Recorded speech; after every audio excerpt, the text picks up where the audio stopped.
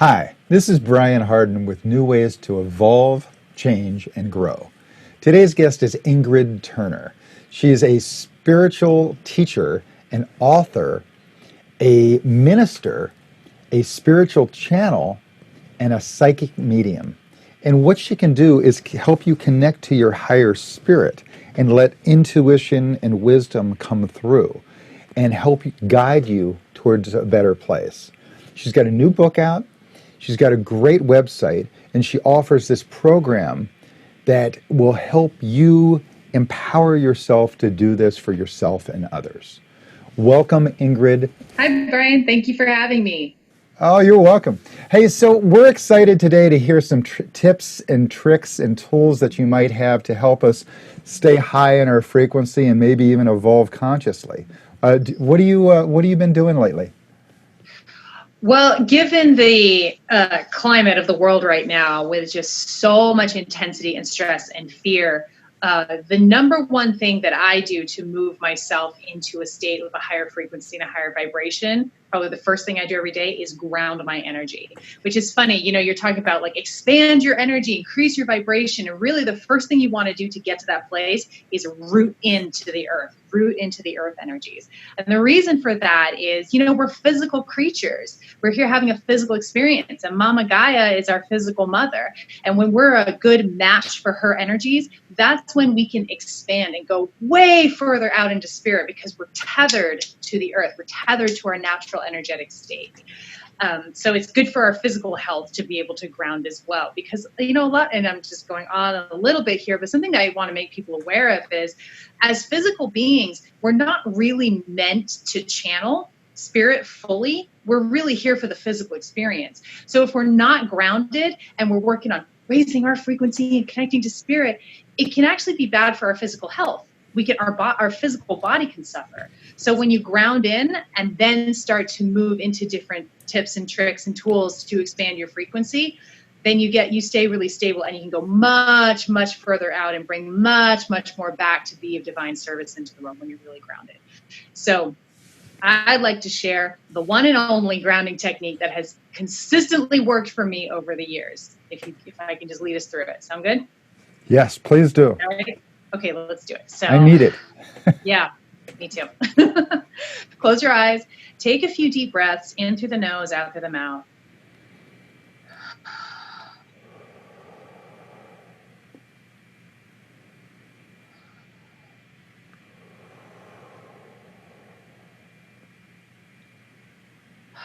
And feel all of your energy begin to cool in your root chakra.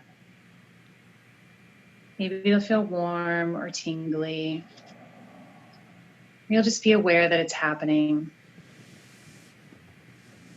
On your next inhale, take a deep breath in and pull that energy from your root into your heart.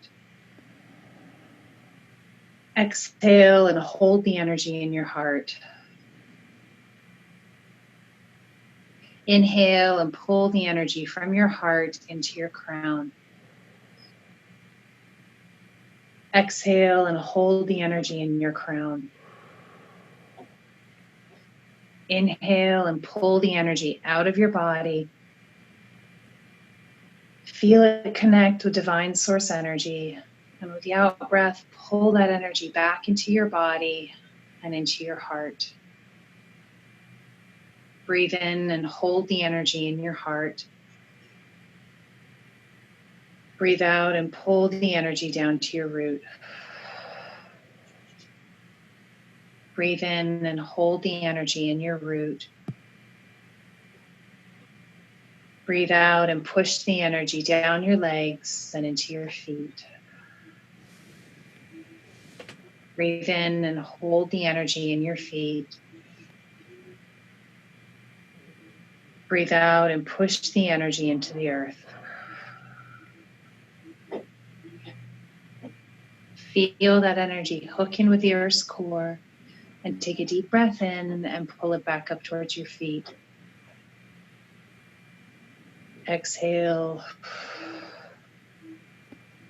Inhale and feel the energy hit the soles of your feet and move up your legs and pull again in the root chakra. And exhale into your root chakra. And you can go ahead and open your eyes when you're ready. Wow. I needed My that. killer. I did need Yeah. that. Thank you for Yeah. doing that. You probably knew I needed it. I needed it too. Like I was saying, I pop out of my body at a moment's notice. So we're on here and I'm with you and I'm like getting a little antsy. So I'm so glad we did it. So the only thing I have to add to that is I smile first, and I smile the whole way through. Because I find for me, when I'm smiling, there's no interference. I'm just in Oh, my, that's such yeah, a good tip. yeah. Oh, so I teach this meditation. It's one of the first meditations I teach to my students who I take through a ministerial program. And many of them will kind of learn it for a little while and then they'll take it and they'll modify it and they'll make it their own. And I always encourage people to do that. You know, what works really well for one person is not going to work as well for another person. So there's no right or wrong way to ground. Do a Google search for grounding meditation, you get about 4 billion results. But, there's no wrong way to do it. So find the way that works for you. My goal is always to give people enough spiritual structure to build their own foundation and ultimately build their own house. Well, I actually have a funny story for you. I learned how to meditate through Deepak Chopra, and he did the chakras, and he worked from the ground up, and then back down again, similar. And one day, we were doing these advanced meditation classes. There were like 5 of us in a class, and I pulled him to the side and said, "It doesn't work for me. I flip yours upside down, and I go from spirit to the body, and because for me, I'm a spirit that just happens to have a body. I don't identify with the body first. I identify with the spirit first. So I just flipped it upside down, and it works perfectly. So I don't know." That's great. Some things I do that way and some things I do the other way. Yeah. So it's just got to be what works for you. There's no wrong way to do this. The thing is you just have to learn to trust yourself. You have to learn to trust what feels good to you. There's so much noise and judgment and rant around anything we're doing in this world. The spirituality and spiritual practice is no different. You're going to find you got to have the right way and the right time period. No, it's yours. It's your way. Whatever gets you to that state, that eye of the storm, whatever hooks you in with spirit, that is correct. Full stop. So I've got a little plug for you. I had no idea who you were. Something popped up on my Facebook, and you were offering some weird little thing. Oh, it's got a special. And I just clicked on it, and I could feel your energy. I could feel your energy. You weren't the big high-pressure salesman. You were a genuine, real, authentic, connected person that had gifts. I could feel that. And it was like, yes, right away. Most people don't do that. They want the big sales pitch. And so I just went straight for your information, and you gave me exactly what you promised. You gave me clarity and guidance and a connection, and it is no joke. You have gifts. Now, how did you find those gifts? How do you find those gifts? That's such a good question. So the truth is we're born with our gifts. We always have our gifts. The journey is not in it's in finding them. It's more in unraveling them and revealing them. So I teach this stuff a lot. Like I said, I have a school where we go through this and I teach people how to do what I do and connect with their own spiritual authority and learn how to take that out into the world. So a lot of what we work on is the intuitive work, because for me, the intuitive senses are the pathway to communicate with the divine. Yes, you can use them down here. Absolutely. But for me and for my students, we really use them to reach out and connect fully with the divine in a way that is tangible and understandable. And we can bring that out into the world. So as I'm working with people, this happens all the time. People will show up and be like, I don't know. I'm not psychic. I don't do it. I don't know. I'm like, yeah. yeah. So we sit down, we start working together. And what happens is people don't discover something new. they realize something that has always been a part of them and they've always experienced is in fact their gift. It's their intuitive gift. What we have to do is stay out of comparison mode with other people, because everybody's gifts shows up differently. Even two people who are really clairvoyant, spirit comes in and uses their imagination, they're going to have a different experience of it. It's going to show up differently for them.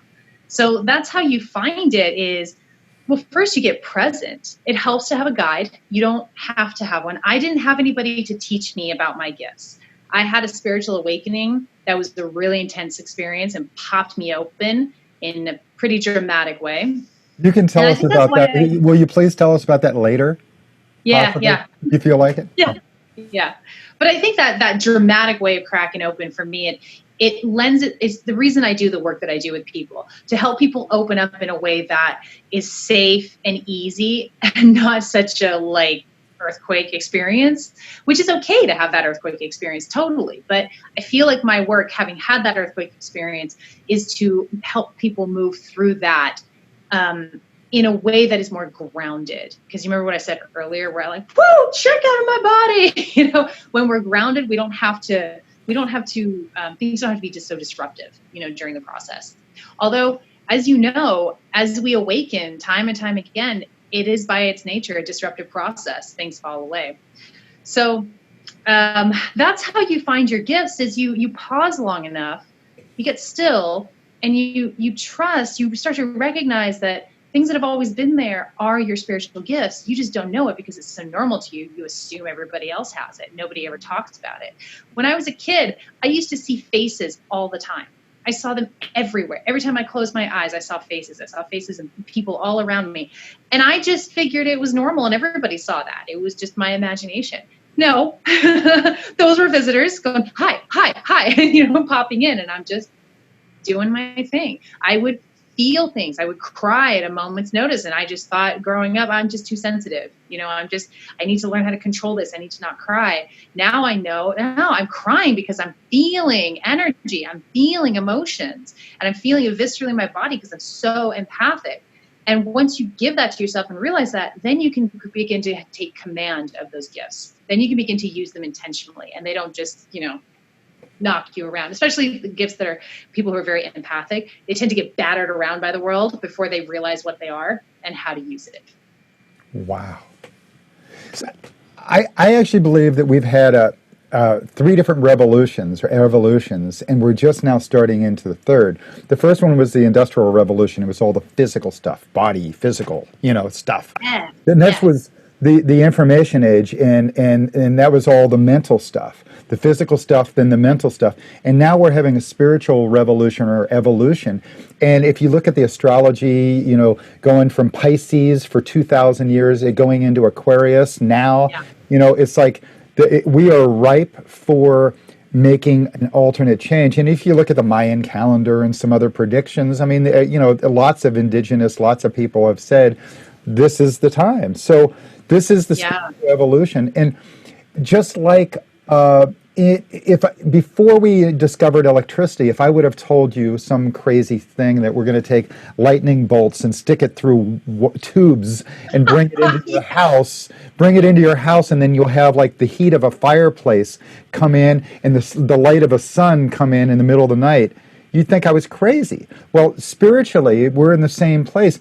Things that you do or know or talk about for humanity to change, that you're already potentially there with or have opened the door on, things that sound crazy out of your mouth now for some people might be commonplace in the next 3 months or 3 years or 3 whatever. And exactly.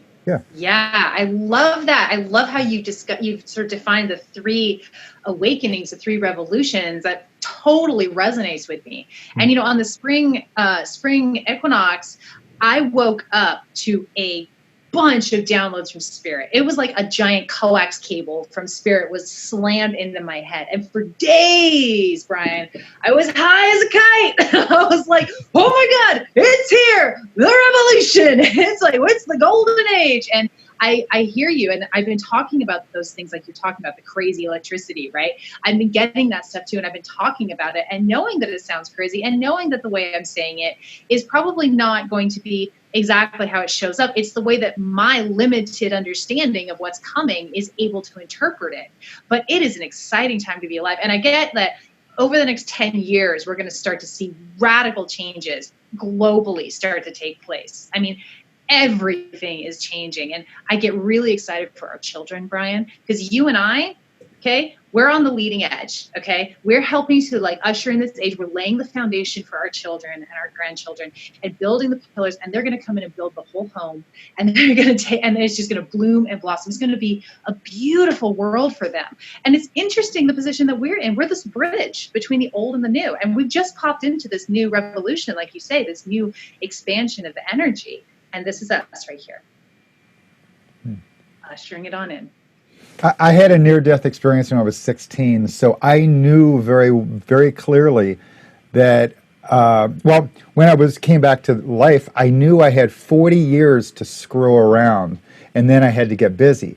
And I was on an interview, being interviewed about 6 months ago, and in the process of talking, I realized, oh my God, the 40 years is up. In 2 months, I have to get going.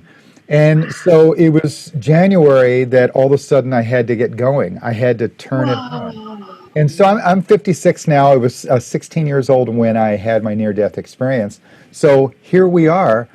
And I have to overcome those patterns I created. You know, the habits, the patterns. You know, you get comfortable in your laziness. And you put little fears in there, like Marianne Williams says, it's not fear of success, it's fear of your light.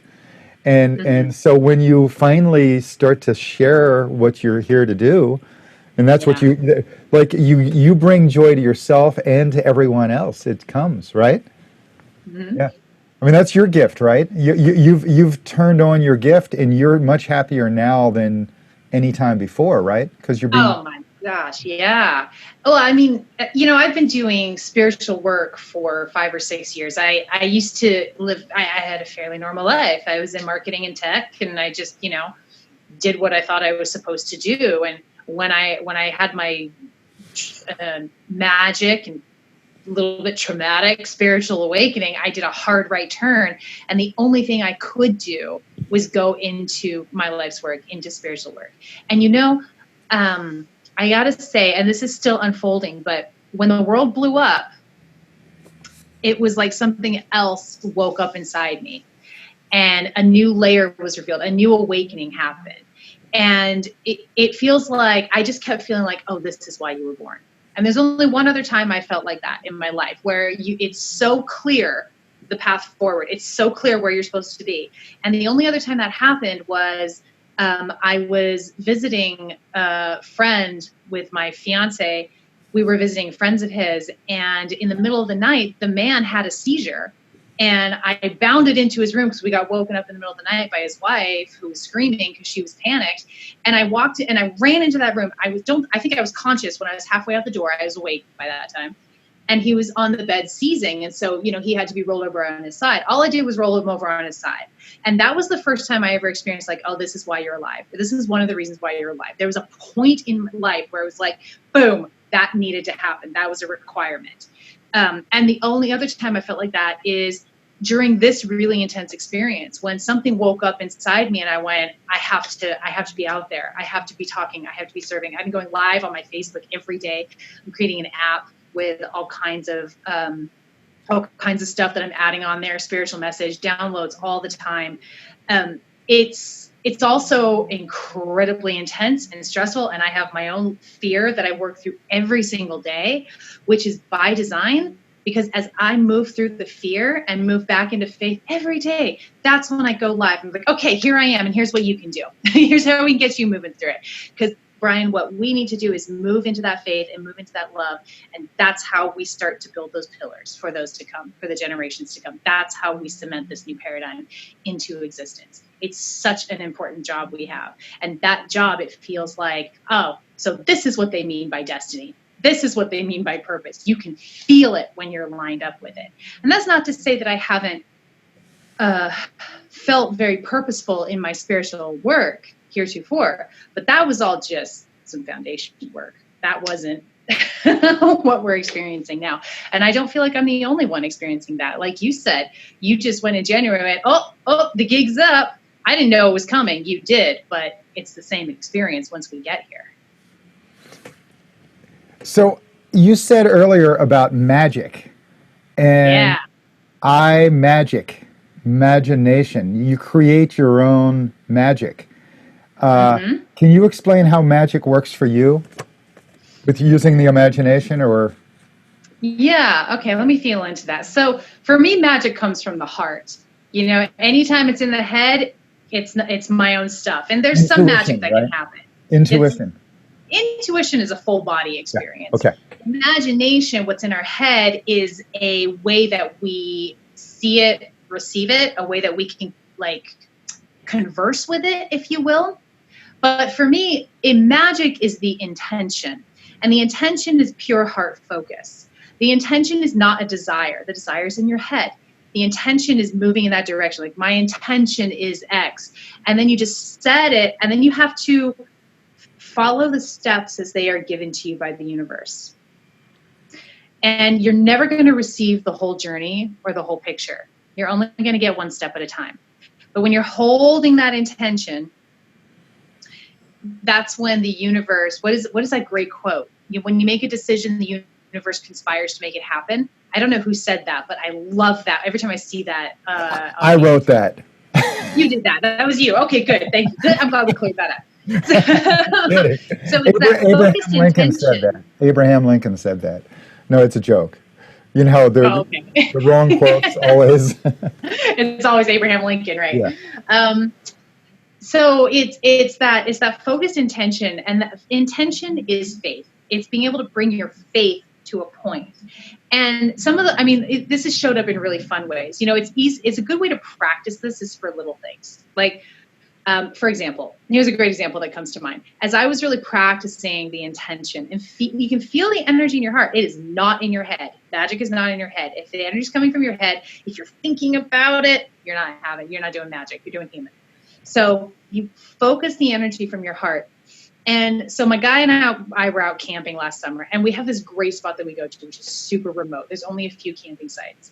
And we get there, and we happen to get there, and there's like a really loud group, right? And we wanted to be just totally in nature and silent, and they're just rah, rah, rah, drinking and stuff.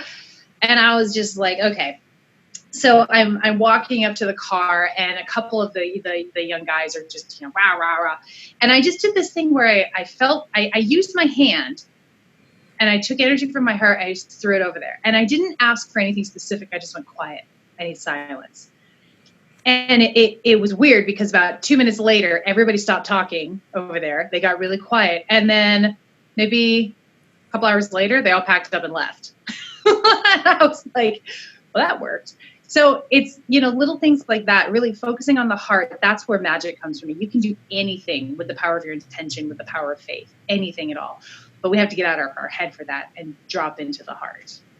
That's been my mission ever since I first really kind of discovered that where my path was, is getting out of the head and getting into the heart. So, we were taught, you are what you think. You are what you think. You are what you think. And people, even now, create these great programs to teach you how to do manifestation, and you do it from your head. Oh, shut up. Because the missing key for me is the evolution of consciousness. We are headed from a masculine ego mind head to more of a feminine heart of intuition and collective. It's from me to we.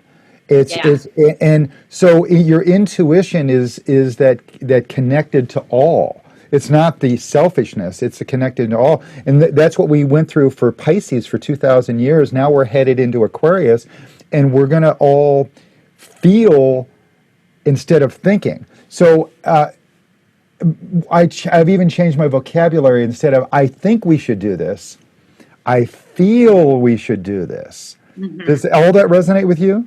Totally. I do the same thing. When I catch myself saying I think, I stop, I drop my energy to my heart, and I change my vocabulary. I say, I feel.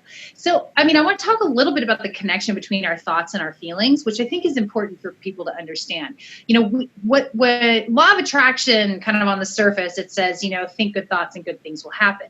Technically true, but it's not the thoughts, it's the feelings that are being produced by the good thoughts. What's actually manifesting is what you're feeling. Your emotional experience, your energetic experience. The two are linked, but you can't really control your thoughts to any real degree. I mean, thoughts just come unbidden. Judgments come unbidden. Fears come unbidden. Our job is to be vigilant about that and say, oh, I had a judgment about somebody. I choose whether to believe that. And I reframe that so that I feel better about this. And that's when the magic starts to happen. That's the heart stuff. That's the intention. That's the faith coming to focus. Wow. Well, so with that manifestation, the feeling that you desire to have, like you said, your ego mind is the desire, but your heart is the intuition. That's where. So with Deepak Chopra and the chakra system, he says that this spot right here where your ribs split, that's where desire, intention, will, and destiny happen. That's where you manifest from. Desire, and desire is the head. Intention, you just said, comes from the heart. Will to do it. That means you got to get off the couch and actually follow through on what you feel is right. What you feel is right. And then, so desire, have the clear desire, have the intention, and that comes from the heart, and the will to do it, get off the couch, and then the destiny happens. That's your imagination. Amazing. You create it. I like touching on the will a little bit. Actually, a couple things I wanted to touch on from what you just said, which was all really good. The will, I like how Abraham Hicks puts it, which is inspired action. Because when you're trudging along working on something that's uninspiring, it just sucks. Like it just sucks all the life out of you. You want to get into inspired action. Yes, the will is necessary. The action is necessary. But when you're coming from that place of intention and knowing how you want to feel, you will attract to you circumstances and opportunities that you can jump on and get into action with. The other thing I want to say, my guide said something to me. I got this download about desire. It said, desire is a signpost, not the destination. So when we have a desire, we think of something specific because we believe that desire is going to make us feel a certain way. So what we've done is we've jumped from, I want to feel like this, to this is what I think it should look like. And when we get wrapped up in what we think it should look like, we lose the power of our intention, because then resistance starts to build. Because then we go, oh, but I don't have it. How am I going to get it? This is the only way I can get to feeling that good. Oh, you've lost it. So what I help people work with as much as possible is to come back, move back from form, back into feeling. It's really easy to just stuck in form, but we're not capable of creating what will really give us that feeling mentally. Our mental, there's nothing wrong with our mind and thinking. It's part of the human experience. But when it comes to creation, that's not our strong suit. The form is not our strong suit. That's the universe that can create that. We got to stay in the feeling. And then we get to delight in the surprises that the universe gives us. Like you said, with that manifestation and the head and the desire, that desire first is the signpost. But so if my example would be, if you want a Ferrari, I use that example all the time. why do you want the Ferrari? What's it going to do for you? And if you keep asking yourself why, eventually you'll go, well, because it's going to make me feel good. It's going to make me feel good. So then your choice, like you said earlier, your choice is to just go ahead and feel good even without the Ferrari.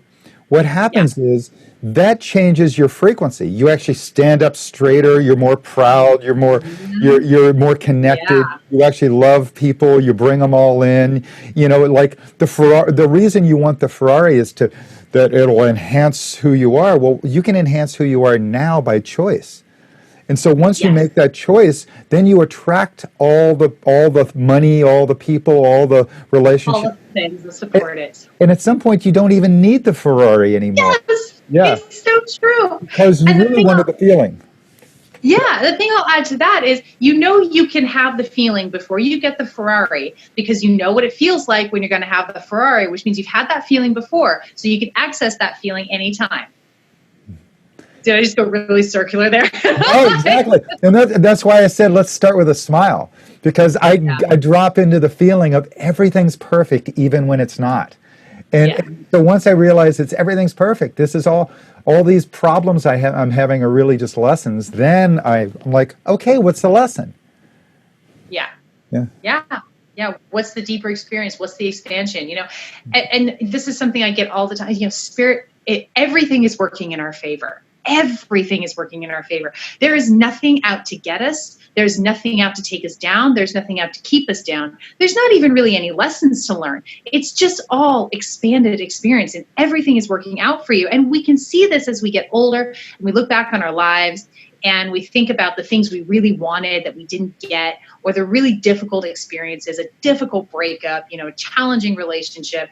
And we go, whoa, I can see now with a little distance how much that deepened my experience of myself, how much that expanded my awareness, how much I was able to give to others as a result of that challenging experience. Or, wow, am I glad I did not get what I wanted, because that wouldn't have been a good life. So everything's working out for us. Is it true that the worst relationships you've ever had, or the worst jobs you've ever had, or whatever, all were the biggest teachers you ever had? Is that true? Absolutely. Yeah. And you said something earlier. I think you said something earlier about how humans are lazy.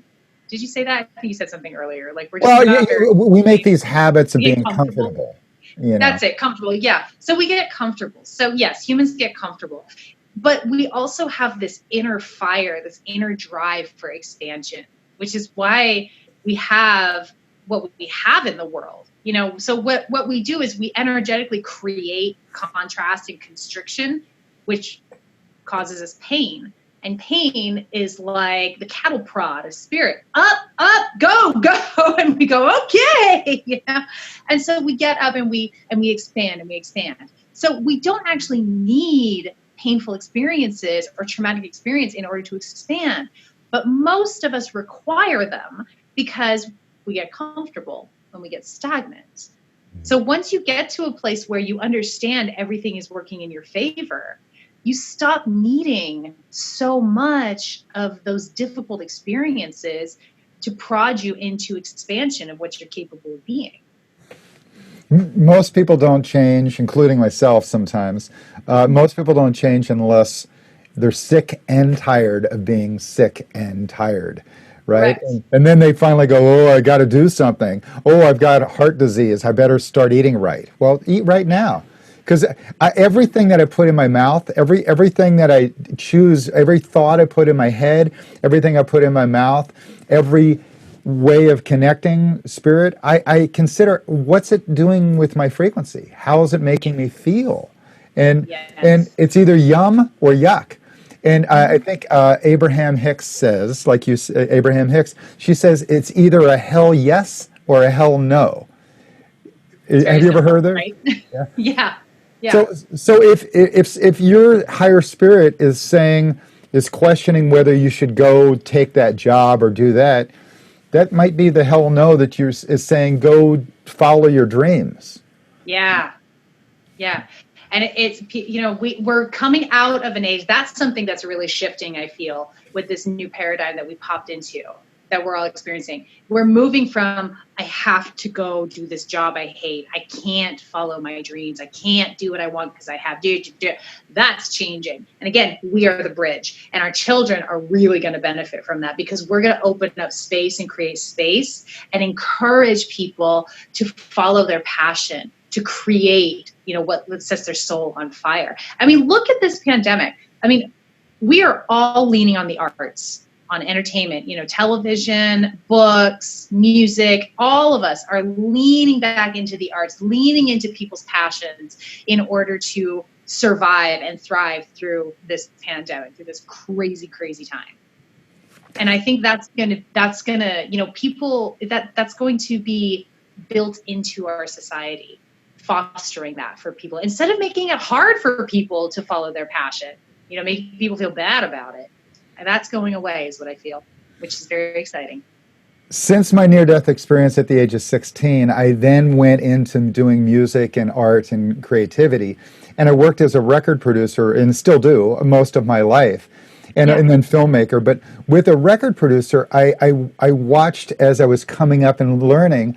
They were saying, think, think, think, think. And I couldn't understand that. It didn't compute to me. And so I've always produced from a place of feeling.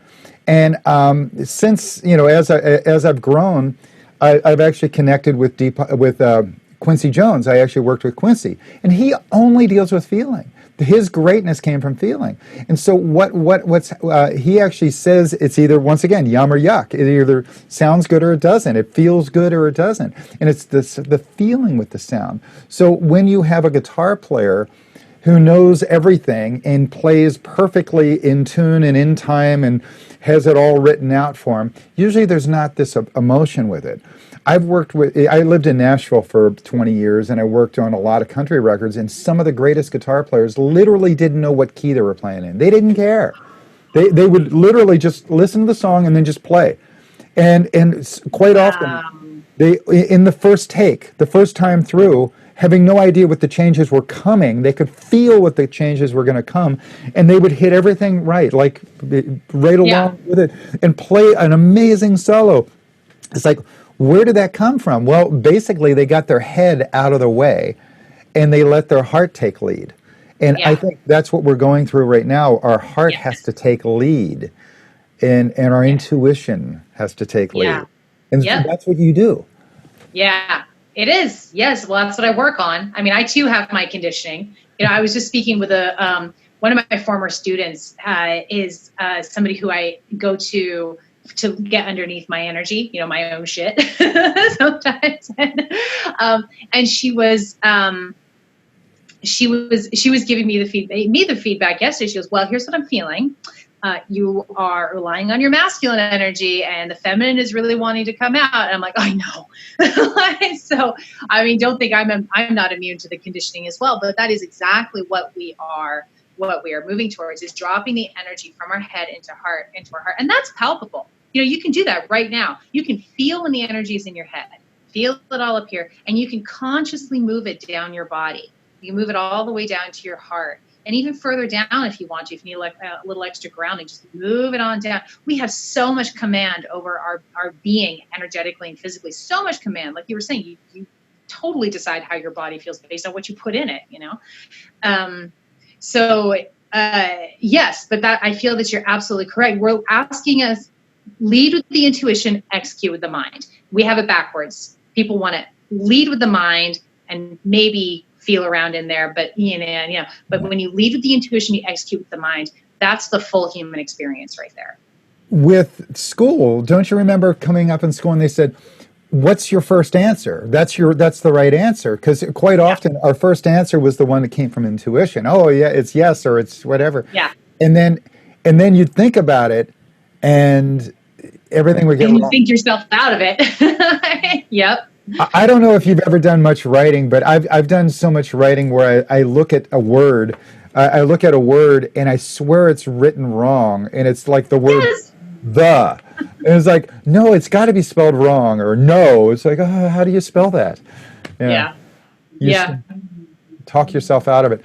So, 2,000 years we were in Pisces, in this fish, which Pisces, and it's about judgment. I'm good, you're bad. And Jesus' message for those 2,000 years was don't judge. And that's what we did. We judged. And that came from our mind. So this Aquarian age that we're heading into is more about the we and the collective and so on. But it's not like it happened on one day.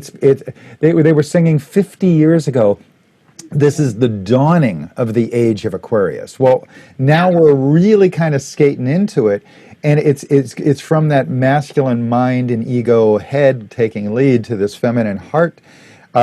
And it's not like there's sex on it, masculine and feminine.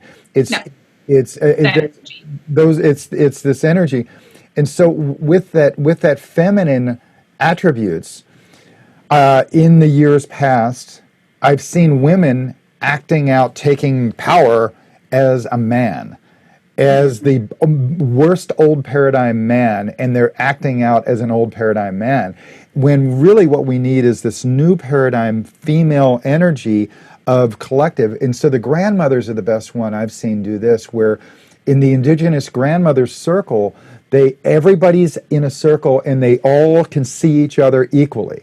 They're all on the same level. They're not one person up on a podium and everybody's staring at them. Everyone's an equal, and then there's a talking stick. And whoever has the talking stick gets to be heard. And everybody has to listen. And everybody has a chance to talk. And so that's more of the new paradigm where we're all equal and it's a true democratic, Yes. come to consensus, Yeah. Do you have any Yeah. feelings about that, or the new feminine, the new divine feminine, how that works? I will tell you the download I got yesterday that made even more clear. Like on that, it was about communities and how we're going to be doing our communities and our global communities. I was going a little quarantine crazy yesterday, and I had to get out and go for a drive. So I was driving around, and my habit when I'm driving around is to say, "All right, God, I'm listening. You see what's there." And yesterday, I got this.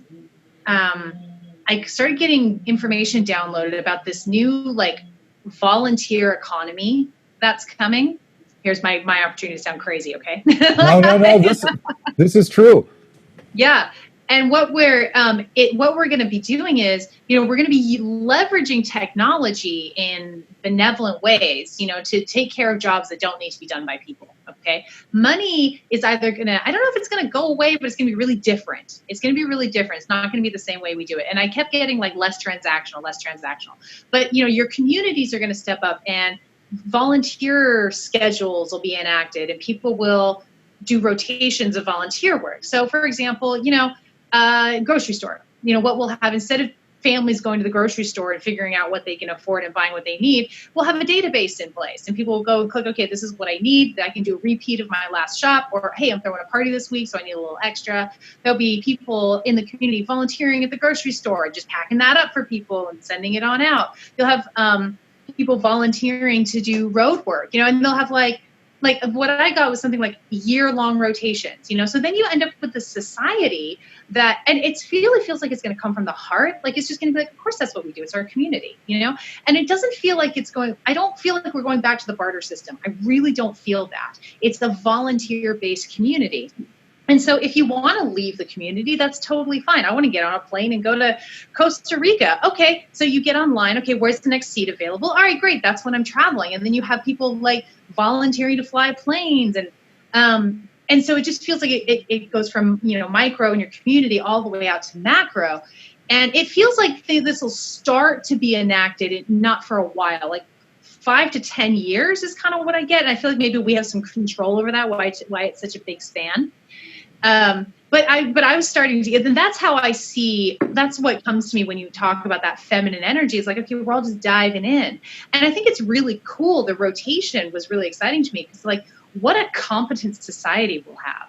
We'll know how to do all kinds of different things. I did a year at the power plant. I know how to work or I did a year, landscaping, I did a year of road work. I mean, and also there's going to be lots and lots of space for people to pursue their passion, like we were talking about, to really dive into what they love. I mean, goodbye 40-hour work week.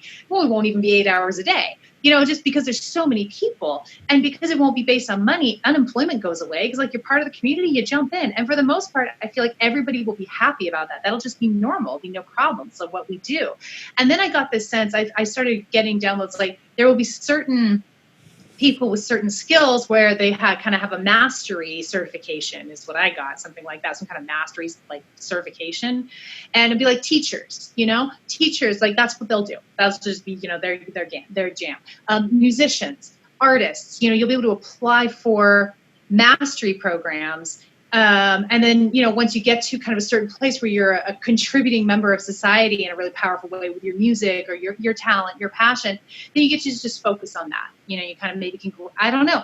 And I'm sure there's a lot more to it. And I'm getting it in a way that's like kind of, like this. So it may be a little convoluted, but it feels really exciting to me. That's how I feel the feminine energy starting to show up. You resonate with that? Oh, most definitely. You're not crazy.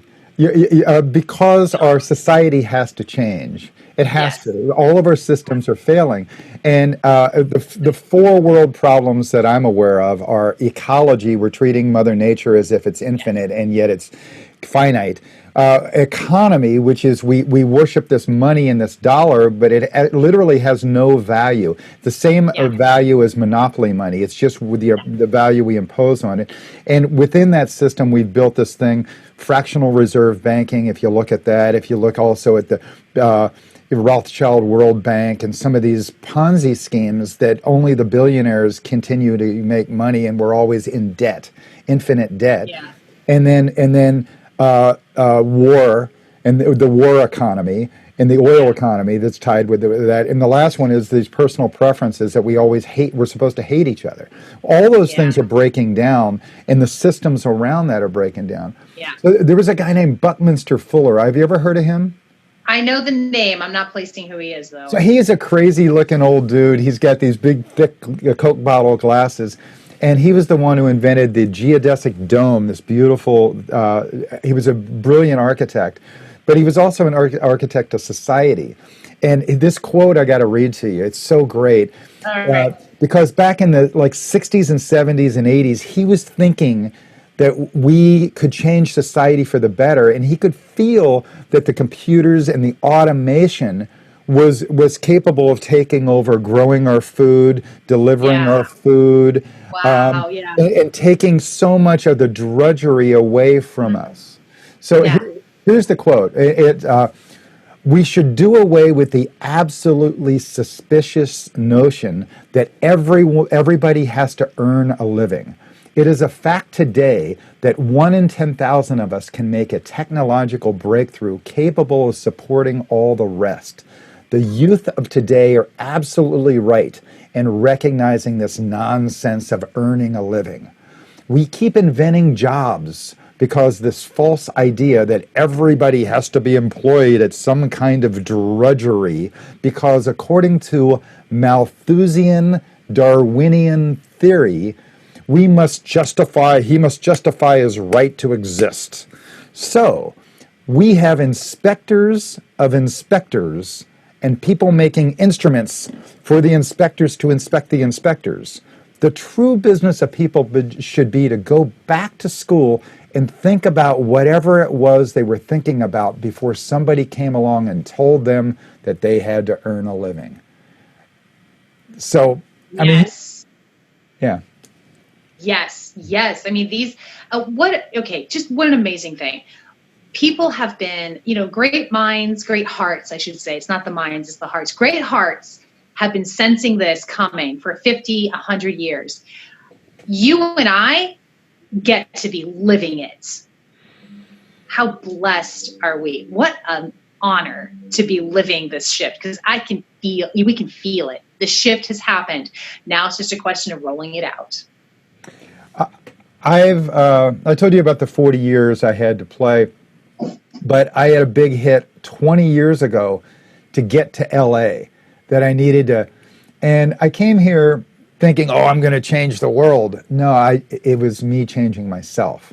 This was just changing the world. Yeah, it was the breakdown and the breakthroughs that happened in the process of losing my ego, mind, attachment to money and the physical stuff. Yeah. I basically lost my life savings about a month before I moved here. 19 years of saving money, lost everything, and I came here with nothing. And so now I realize what I really am isn't my stuff. Yeah. They don't bury you with that stuff. Yeah. But what you have is this. And so this is what I started working on. And I realized that all those principles in the producing music were from teaching people how to go to the heart, how to play from the heart, how to connect to the heart. And so that's what my passion is right now. And I see it in you. You love to teach people how to connect to their intuition, to their heart. They can listen, you know? So what are any tricks and tips that how do you drop someone into that intuition? How do you lead them there, you know? Well, let me talk about how people can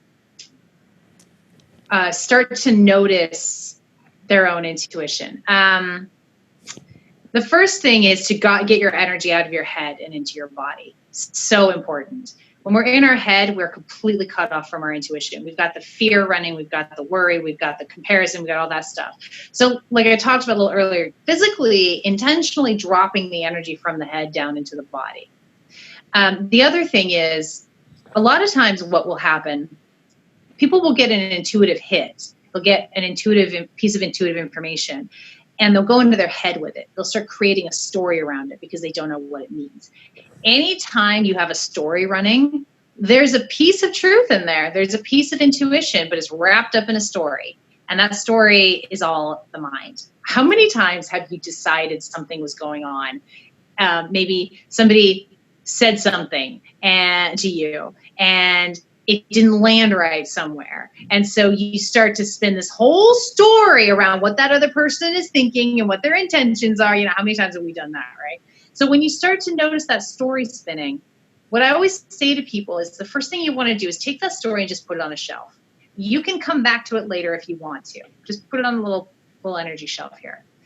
And then ask yourself, okay, where do I feel this experience in my body? Oh, I feel it in my heart. I feel it in my power. I feel it in my throat. Okay, wherever you feel it. All right, now just stay with that. Just stay with the physical experience. Just drop into that. Just get present with that, because now we've disconnected the story. We can finally get back into our body.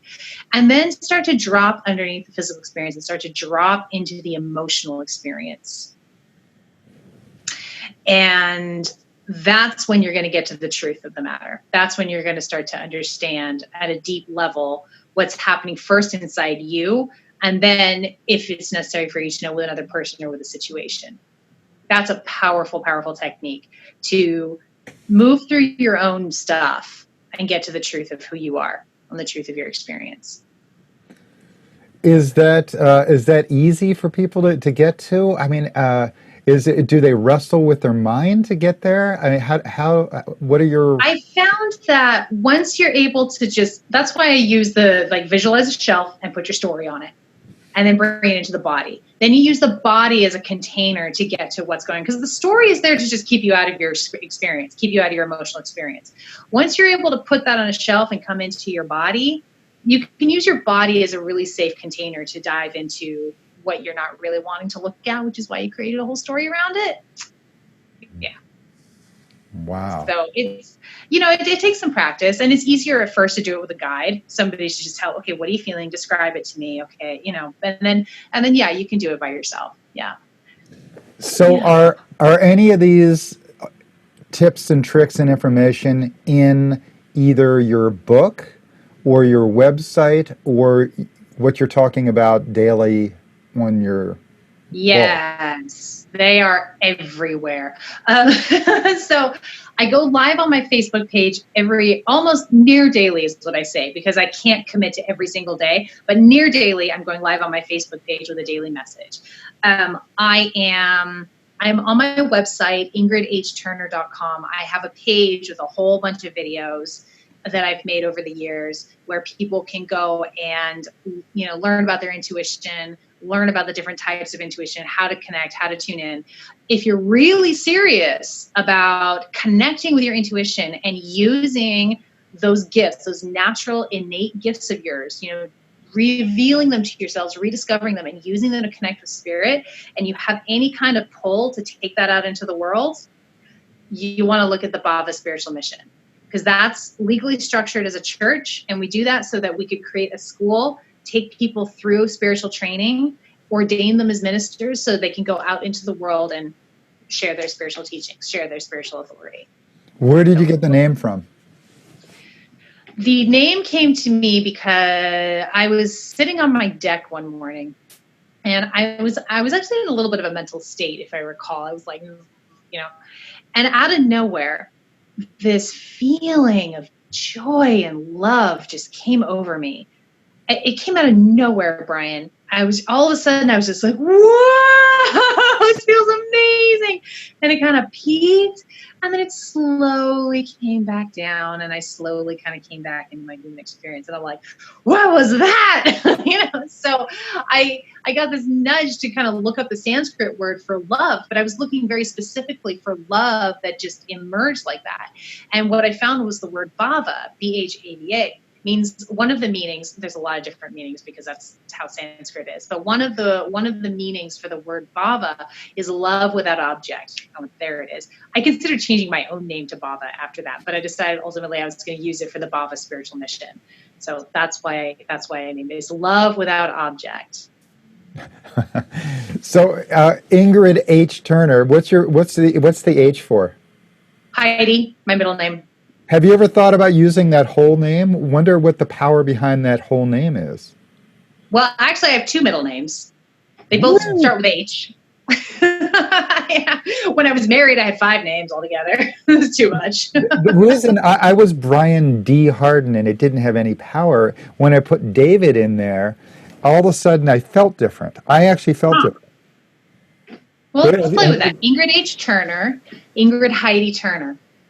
I think I like Ingrid H. Turner. I think that feels better. Okay. Stay with it. I will, yeah. But it's interesting you bring that up. I think that's always good to look at. Thank you. You're welcome.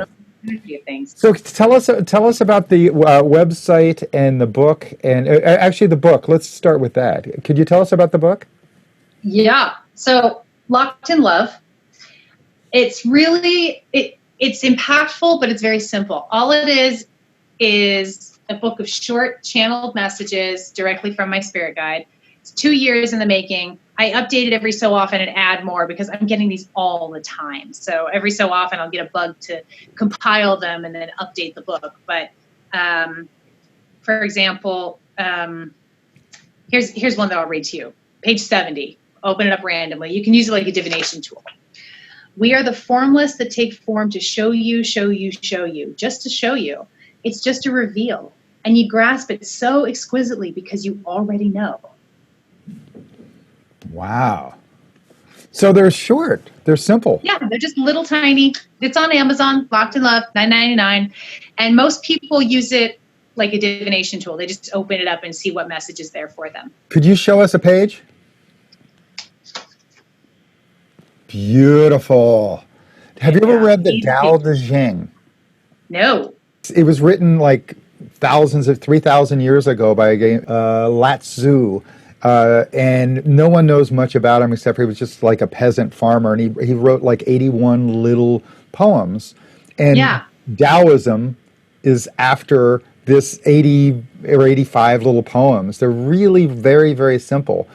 And I would recommend a version by there was a translation by a guy named Stephen Mitchell.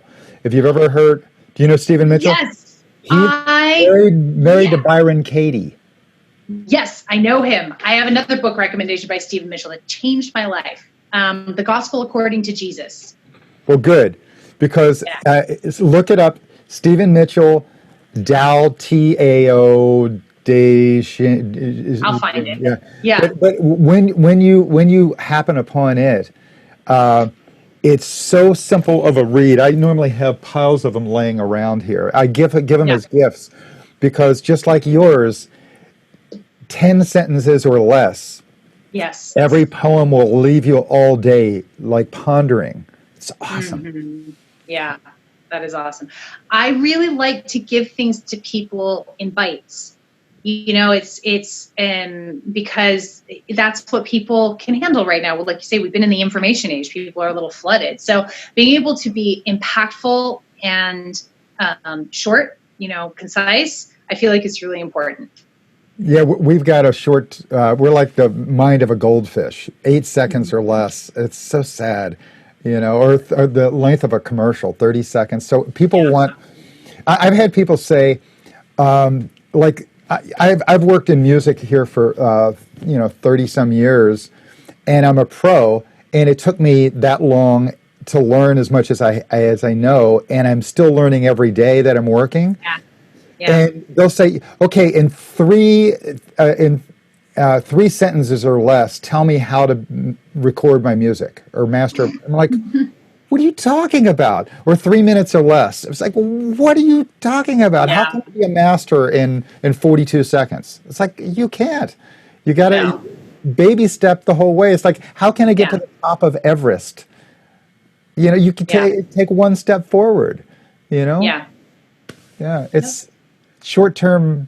We're all so addicted to quickness. We And are, but those little steps, like you say, those baby steps, just providing those little baby steps, if people stick around, they get there. They get to the top of Everest by following those little bites, following those little breadcrumbs.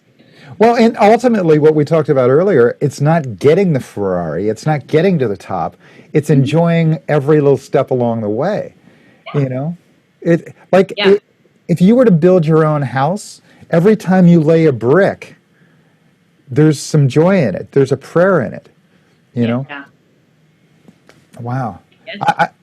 Have you ever built anything in your life step by step like that? That later, when you step back and look at it, you realize that it was the journey.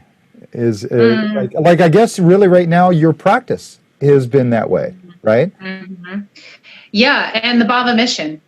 Yeah. I started the Bava Mission a couple of years ago, and and when I look at it now and the structure we have in place, and I'm teaching, and I got a whole bunch of other teachers and working with people all over the world. That's recently I kind of stepped back from that and went, whoa, okay, yes, it was the journey. Yeah. And so, what was the magic beyond? Because obviously, you went from not having anything to creating something that was bigger than you. And Yeah. so what were the steps in you believing in yourself and moving through your own fears? How did you do that? So part of it is compulsion. I have a compulsion to do this work. And so when I first started doing spiritual work, I had no self-confidence and no belief in myself. And it was freaking painful to put myself out there. Talk about vulnerability hangovers from hell. But I had a compulsion. I couldn't stop. It was like a disorder. And I still have that. When it came to the Baba Mission, the reason I started a church is because my spirit guide came and said, you need to start a church. And when the first time he came, I was like, no, it's just, no, I'm not doing that. That's not a thing. And he said, okay. And then he came back a few weeks later and he said, Ingrid, you need to start a church because you're going to teach people how to do what you do and you need to protect them. And when he said that, I went, oh, like ordain them as a minister. I think that's a thing. And I went Googling. And sure enough, I found that it was quite a practical structure to have in place for when you're doing spiritual work and teaching people how to do what I do. So that's why I started the Baba Mission. It wasn't because I thought I could do it or should do it. And I felt like an ass for a long time having founded a church. It's just like, all right, yes. I didn't even like to tell people it was like legally a church. I was like, it's a nonprofit organization, it's like, but it is what it is. Now I use the word kind of liberally as a little bit of pushback too, because I know there's some stuff around that where people are like church, like, yeah, we're redefining this, So I did it because I trusted my guide. I trusted, he showed up so strongly and I just trusted Spirit. So that's why I did it. That's why I went through the steps. And now when Spirit shows up, like, for example, 3 weeks before the pandemic erupted and the world blew up, he showed up again really strongly. And he doesn't always show up super, super clearly and strongly, just, when he really needs to. The last time he did it before this that I'm going to tell you about was when he said, start the mission, start the church. And I was like, okay, well, that worked out last time, So he showed up and he had this really tight little ball of energy. He said, Ingrid, the energy is going to be really contracted for a while. He said, you need to stay in faith. If you stay in faith, all of your needs will be met. And when the energy expands again, you'll be rewarded. And I went, okay. And he didn't give me details about what was coming. You know why? Because that's the message for everyone. Say that again, please. It's a message for everyone. Say it again. Yeah. If you stay in faith, all of your needs will be met. And when the energy expands again, you will be rewarded.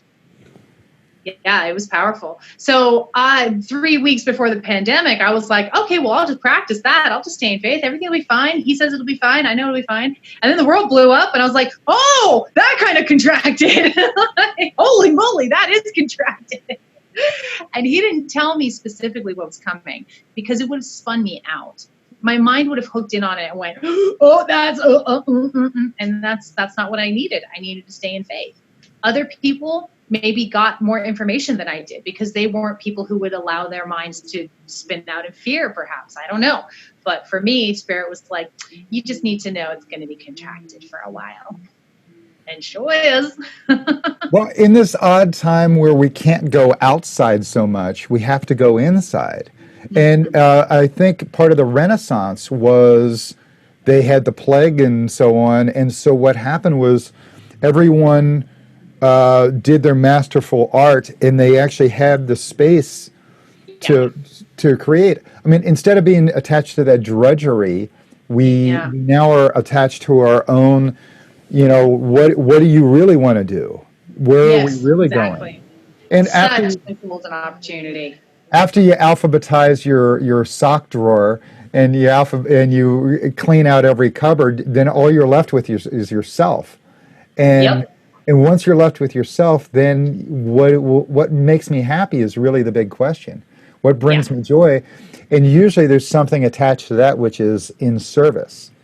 And so most people that I've connected to and I see joy in them, they're actually helping other people.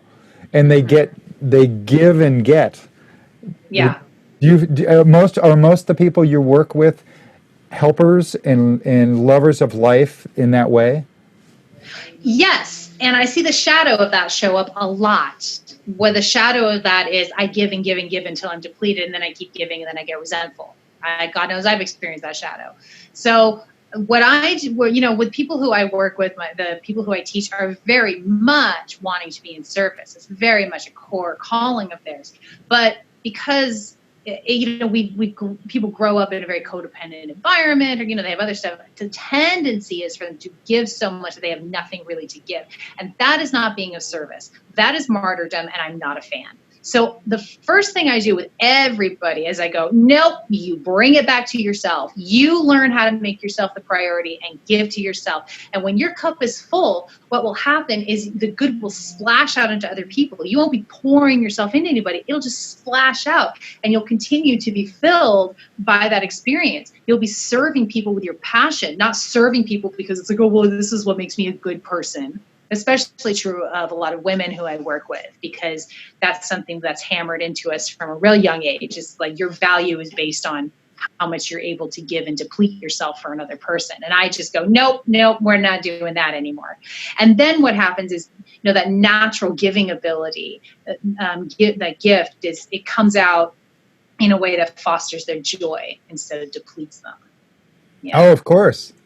And so, your crazy talk earlier about a future society where we actually were in joy and we were doing what, it all connects in, doesn't it? Yeah. Yeah. Have you ever heard of Ubuntu? The word Ubuntu? It's Michael Tellinger talks about it. Let me see if I can bring up a definition. But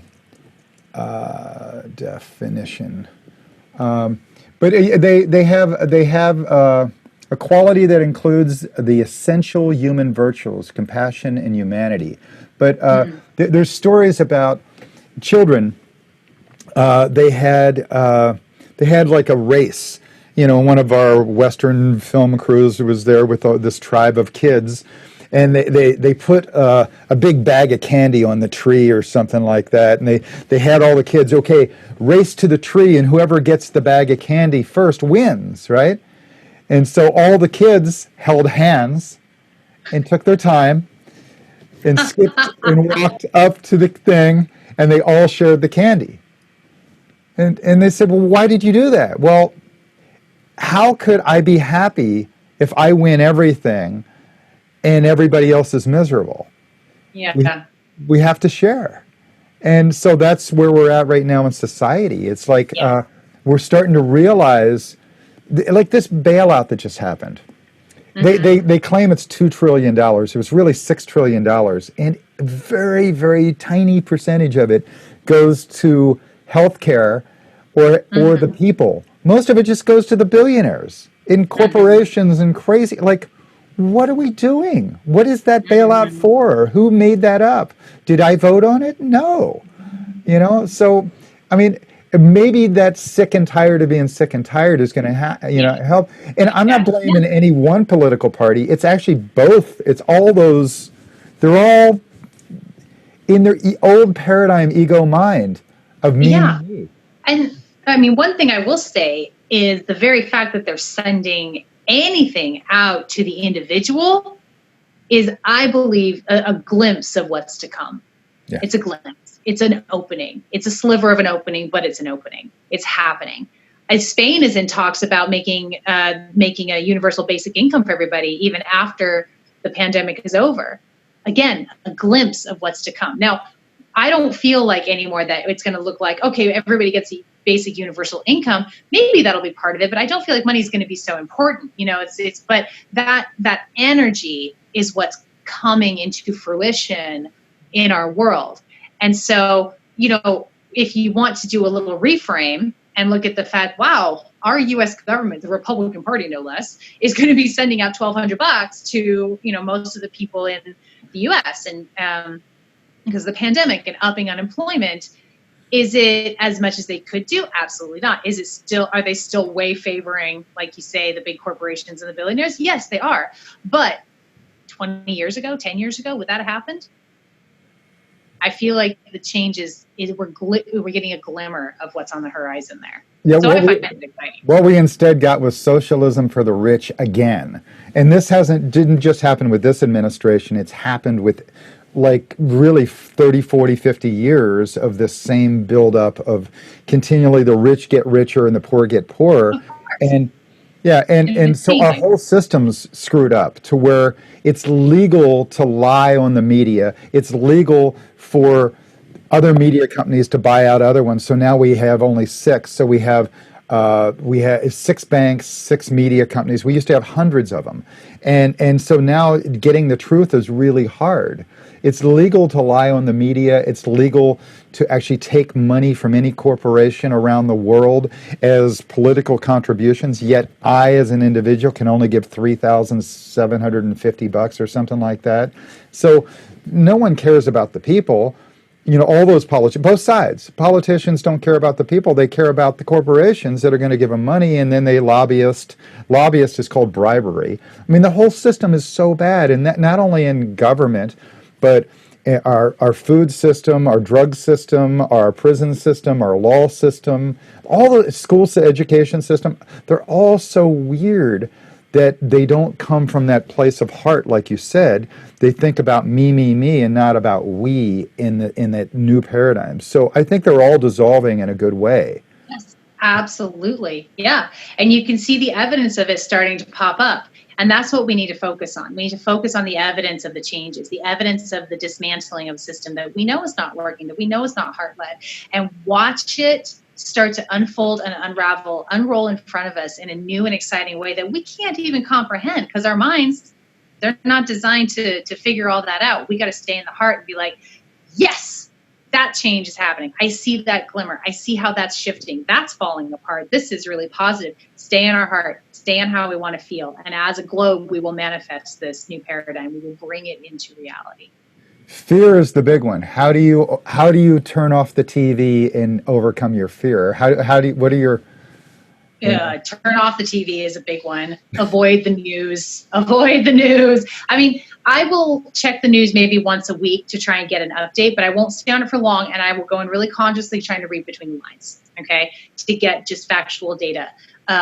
But when, before we were in a pandemic, I never looked at the news. Like, no, I got rid of that years ago. But, I do wake up with fear because I can feel the world, and that fear is the dominant energy right now because it's swelling, because it's about to pop, and love's about to take over. So I really feel the fear gripping. And every day I have to be vigilant about moving myself out of fear and into faith. And so I dive right into my practice. I get up, I run myself a hot bath, I make my coffee, I drink my lemon water. I usually two-fisted because water is really important right now. And I take my hot bath, Epsom salt bath, and I meditate and I walk and move my body. And I breathe and I ground and I move into love and I send love out into the world. And I keep doing that until I'm out of my fear.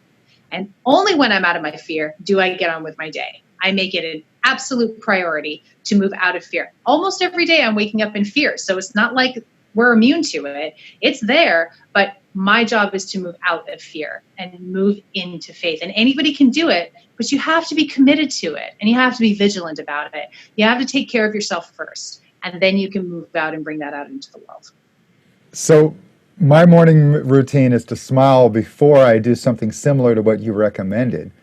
So I drop into that love first. I love myself. I love everything. It's all okay. And then I drop into the exercise. So your exercise that we did earlier on, the first thing, is there anything extra that we didn't do with that exercise?